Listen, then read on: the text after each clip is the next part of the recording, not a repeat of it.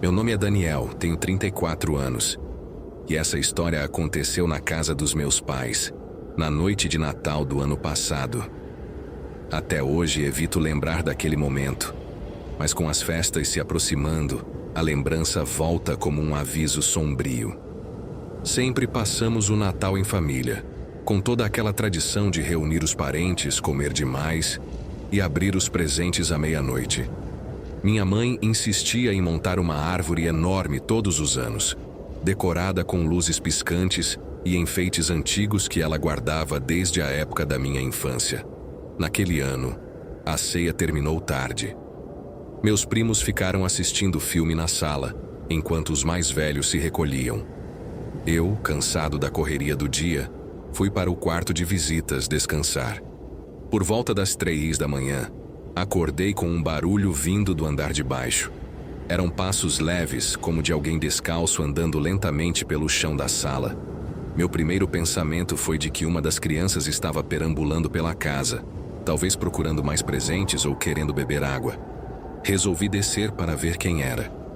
A escada rangia em cada degrau, o que era normal naquela casa velha. Mas algo naquela noite estava diferente. Assim que cheguei à metade do caminho, consegui ver a sala de estar.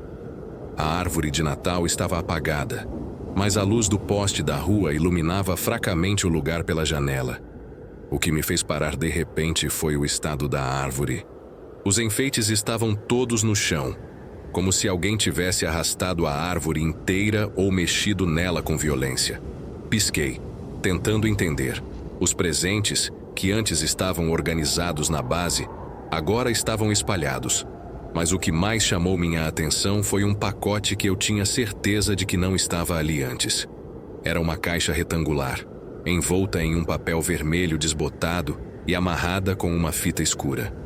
Fiquei parado por um instante, olhando em volta procurando alguma explicação lógica.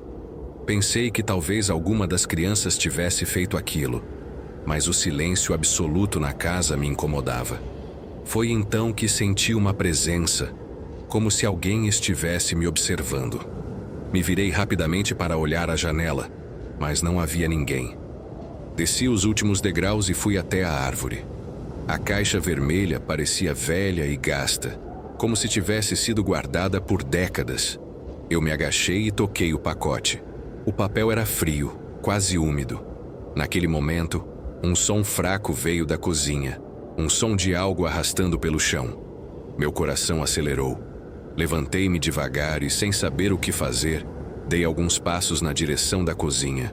Ao chegar perto, vi que a porta estava entreaberta, a luz apagada, e a escuridão parecia mais densa ali dentro. Meu instinto dizia para não entrar, então apenas fiquei parado, respirando fundo. Foi quando ouvi uma risada baixa, quase como um sussurro. Ela veio da sala, atrás de mim. Virei o corpo rápido, e a árvore de Natal estava agora completamente caída no chão. O presente vermelho estava no centro, como se alguém tivesse colocado ali de propósito. Meu sangue gelou. Naquele instante, uma sombra passou correndo pelo corredor do segundo andar. Ouvi o som de passos rápidos, como se algo pequeno estivesse se movendo por lá. Subi as escadas correndo, fui direto ao quarto onde meus pais dormiam e bati na porta. Eles demoraram a abrir, me olhando como se eu fosse louco. Contei o que havia acontecido, mas eles disseram que provavelmente era uma das crianças aprontando. Naquela altura não quis discutir. Passei o resto da noite sentado no sofá com as luzes acesas. Na manhã seguinte a sala parecia normal, exceto pela caixa vermelha. Quando perguntei quem tinha deixado aquilo ali, ninguém soube responder. Abri o pacote na frente de todos, e o que havia lá dentro me deixou arrepiado. Um pequeno espelho rachado, com uma marca de mão suja impressa no vidro. Ninguém admitiu ter colocado o presente ali. Meus pais jogaram a caixa fora, mas desde aquela noite, sempre que visito a casa deles, tenho a sensação de estar sendo observado. No Natal deste ano, não pretendo dormir lá.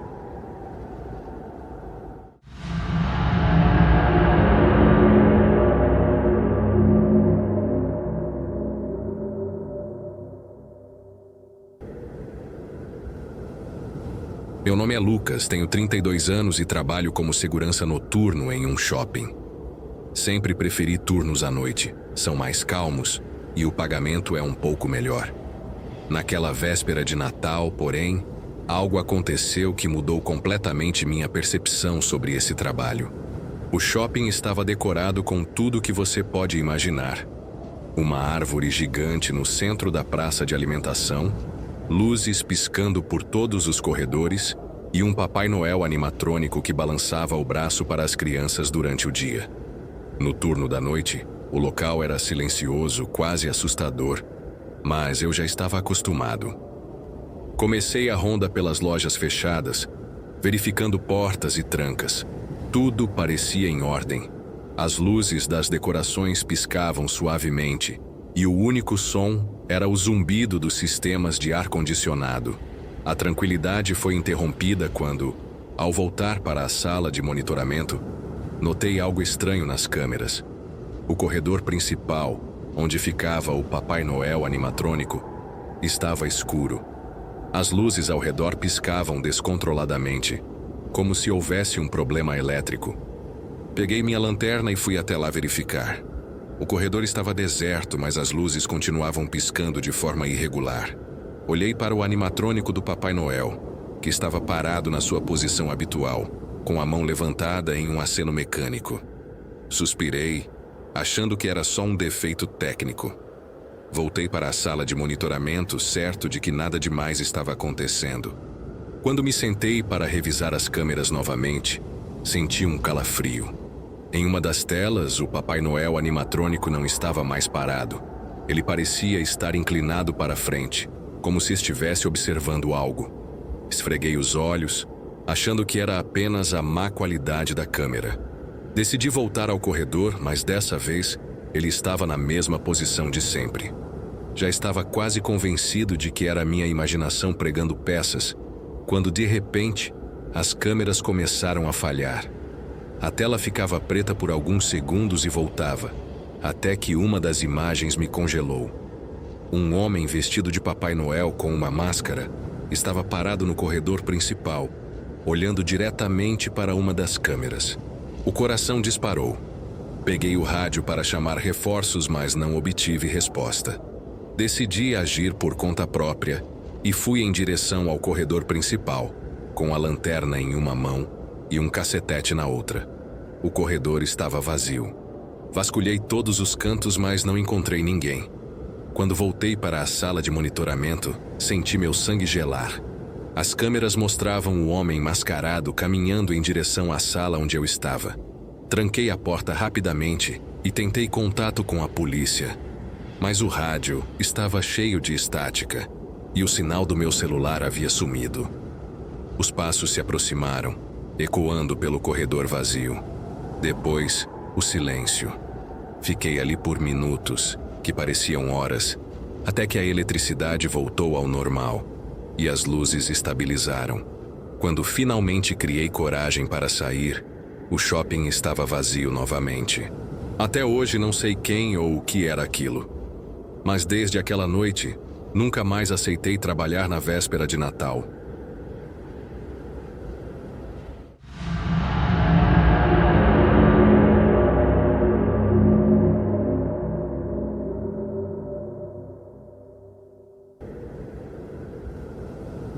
Eu não costumo ser uma pessoa supersticiosa, mas algumas coisas que vivi ao longo da vida me fazem questionar o que chamamos de realidade. Uma dessas histórias aconteceu em uma véspera de Natal, na casa da minha avó Amélia. Era uma noite para reunir a família, celebrar e comer até não aguentar mais. Mas aquele ano foi diferente. Tudo começou de forma normal. A casa da minha avó era sempre o ponto de encontro da família, e naquela noite estava lotada. Primos que eu não via há meses, tios que sempre tinham as mesmas piadas, e claro, minha avó no centro de tudo, organizando a ceia com seu jeito único. Apesar da confusão de vozes e risadas, havia algo aconchegante no caos. Eu estava na sala conversando com meu primo quando a campainha tocou. Olhei para o relógio.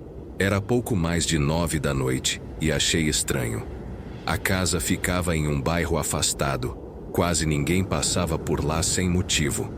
Meu pai foi atender a porta e eu fui atrás por curiosidade. Do lado de fora estava um homem que eu nunca tinha visto. Ele usava um casaco pesado e parecia cansado. Mas o que chamou minha atenção foi o olhar dele, direto, quase invasivo. Ele explicou que o carro dele tinha quebrado na estrada e que precisava de ajuda para chamar um guincho.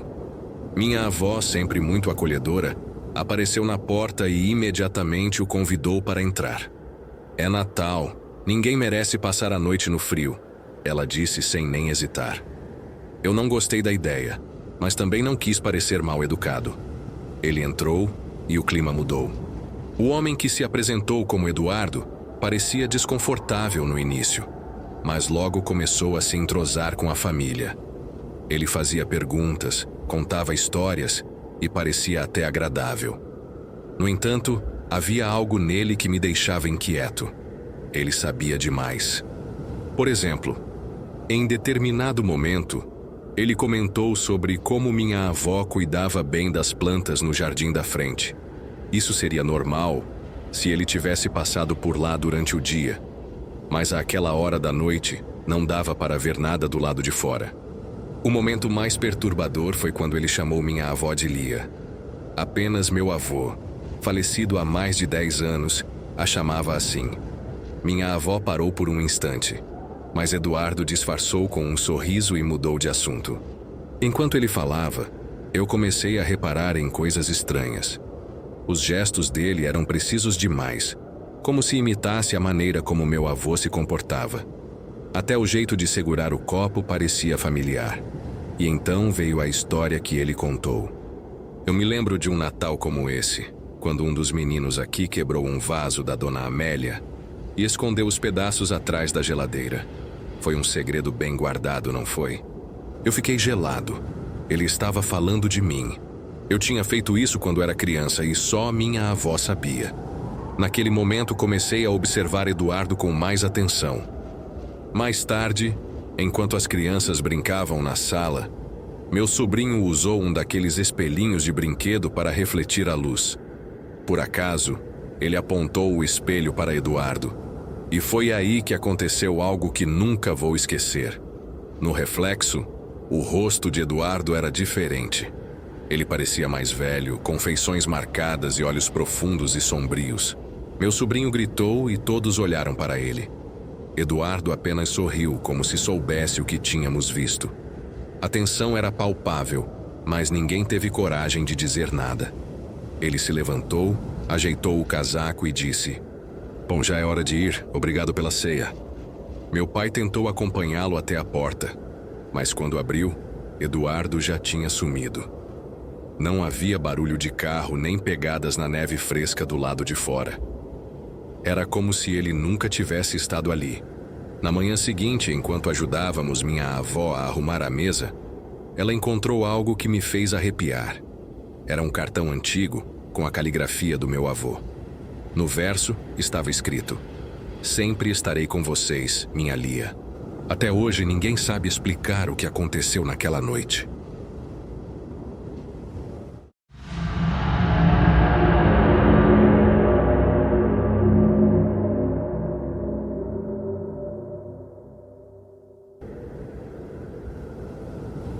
Meu nome é Carla, e o que vou relatar aconteceu no último Natal, quando decidi passar a data na cabana que foi da minha avó.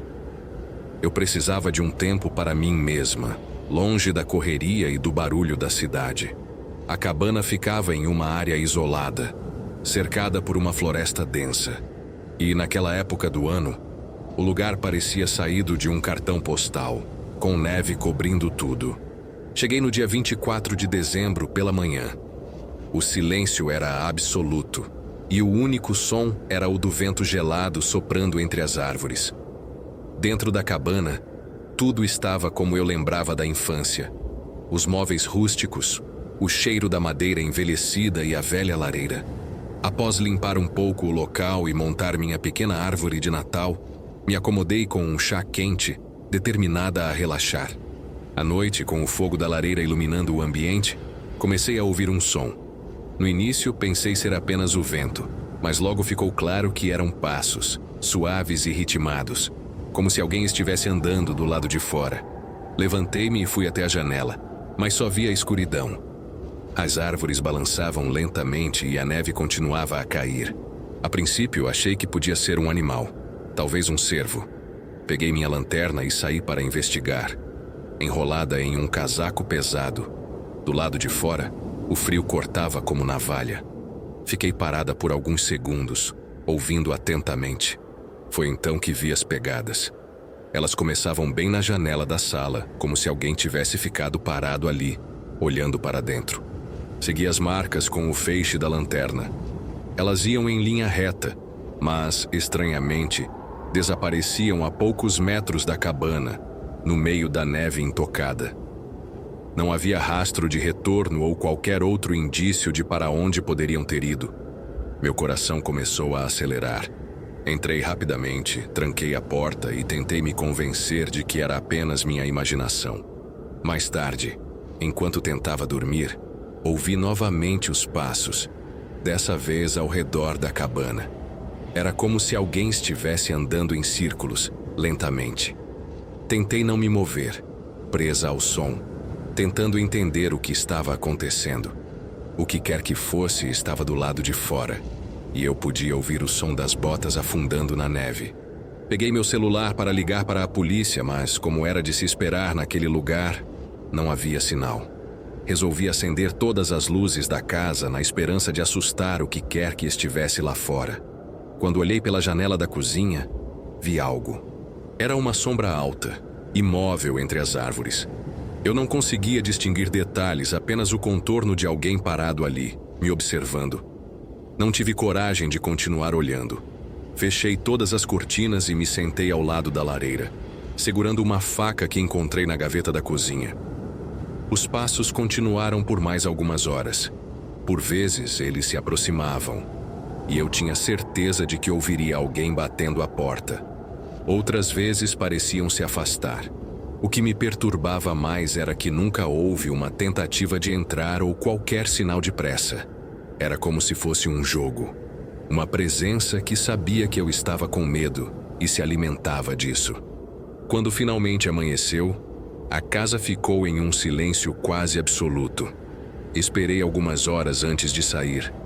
Ao abrir a porta, vi as mesmas pegadas do lado de fora, mas dessa vez elas iam embora, desaparecendo na floresta. Nunca descobri quem ou o que estava lá naquela noite. Voltei para a cidade assim que o sol estava alto, e não pretendo voltar àquela cabana. Seja quem for que estava lá fora, não era alguém comum. Eu nunca me esquecerei da sensação de estar sendo observada, como uma presa cercada por seu predador.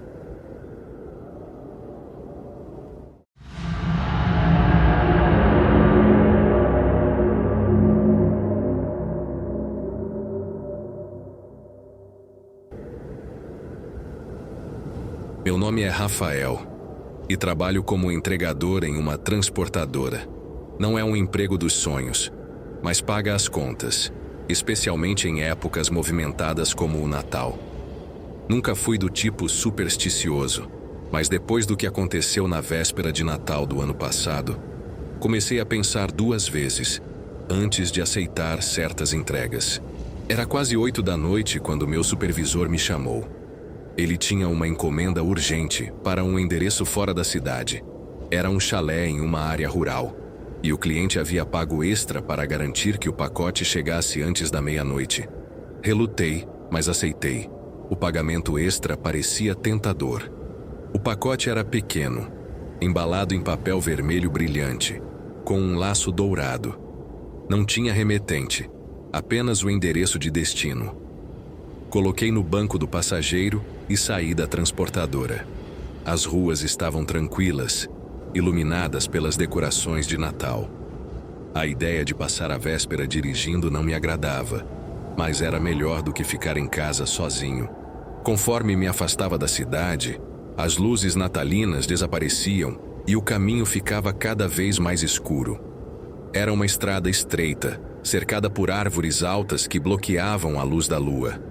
Depois de uns 20 minutos, percebi algo estranho. Um carro apareceu no meu retrovisor. Não era incomum encontrar outros motoristas, mas aquele carro estava com os faróis apagados e seguia exatamente o meu ritmo. Acelerei um pouco para ver se ele me ultrapassaria, mas o carro manteve a distância. Meu coração começou a bater mais rápido. Peguei meu celular para tentar ligar para o supervisor. Mas, como era de se esperar naquela região, não havia sinal. Decidi ignorar e continuar o trajeto. Talvez fosse apenas coincidência. Ou pelo menos era o que eu queria acreditar. Cheguei ao chalé por volta das 10 da noite. Era uma construção antiga, com janelas pequenas e uma porta de madeira pesada. Estava completamente escuro, exceto por uma luz fraca que vinha de dentro. Quando desci do carro, olhei para trás e vi que o carro que me seguia havia parado um pouco mais longe, quase escondido entre as árvores. Ninguém saiu de lá. Peguei o pacote e fui até a porta. Bati algumas vezes, mas ninguém respondeu. Pensei em deixar o pacote na porta e ir embora, mas algo me fez hesitar. De repente, ouvi um barulho vindo de dentro do chalé, como passos arrastados. Um frio percorreu minha espinha. Bati novamente, mas ainda não houve resposta. Foi então que notei algo estranho no pacote. O laço dourado parecia estar se desfazendo sozinho, como se estivesse sendo puxado.